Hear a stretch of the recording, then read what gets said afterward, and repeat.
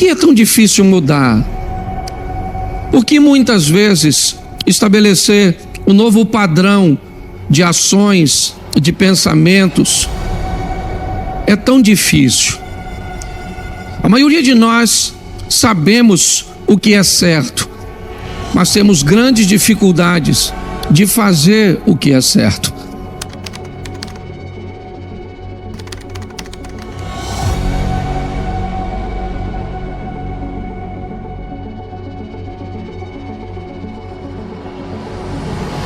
Às vezes não simplesmente no que diz respeito ao pecado, mas o que diz respeito a decisões assertivas que podem levar a nossa situação econômica para uma nova esfera ou para um outro nível, que possa levar o nosso relacionamento com Deus numa outra esfera, no que diz respeito ao relacionamento espiritual, que possa levar o nosso casamento, ou a criação de nossos filhos, ou o estabelecimento de nossa credibilidade. Todos nós gostaríamos de mudar, e por que queremos tanto algo que muitas vezes não conseguimos? Talvez porque temos um pouco de dificuldade de entender que o nosso cérebro, programado para gastar sempre menos energia, sempre poupar, muito mais para que o corpo se mantenha firme, ele procure repetir comportamentos, ele procure sempre o conforto de fazer coisas cujas quais se precisa gastar menos energia. Daí todas as vezes que desejamos mudar, inevitavelmente vamos ter que sair do conforto de repetir comportamentos para o conflito de mudar de decisões. Algumas pessoas até conseguem êxito num curto prazo de tempo. Começa a ler a Bíblia e consegue ler alguns capítulos ou alguns livros, mas é só depois, só passar um tempinho e já não consegue ler mais. Elas se matriculam numa academia e no começo elas conseguem desenvolver, certo? Mas depois elas param, elas começam a estudar, elas começam a praticar decisões mais assertivas no que diz respeito aos seus relacionamentos, mas não conseguem ir muito longe. Isso, se não tivermos a habilidade para avaliar, nós vamos dizer que essa pessoa é uma pessoa sem disciplina, vamos chamar talvez até de procrastinação, aquilo que não é, e uma série de outras coisas.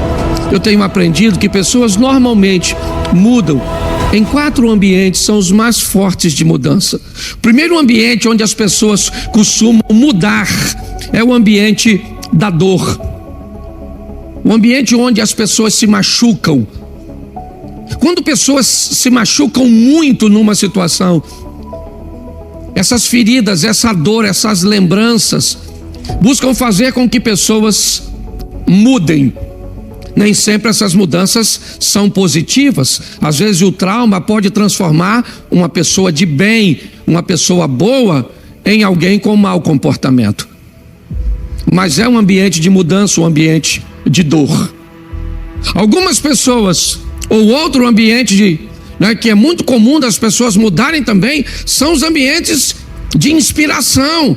Aquele ambiente onde você vai e alguém conta uma história que venceu um câncer, que conseguiu ultrapassar uma dificuldade, que conseguiu que uma porta fosse aberta depois da falência financeira. E nesse ambiente de inspiração, pessoas então inspiradas pelo exemplo do outro também mudam. Isso é muito comum através dos testemunhos.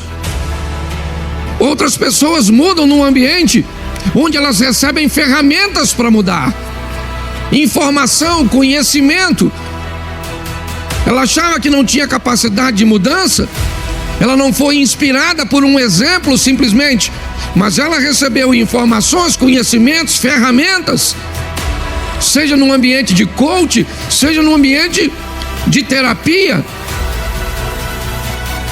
E pessoas, algumas também, me parece que conseguem mudar quando o ambiente, quando elas caem em si, quando elas têm uma visão clara de si mesmo.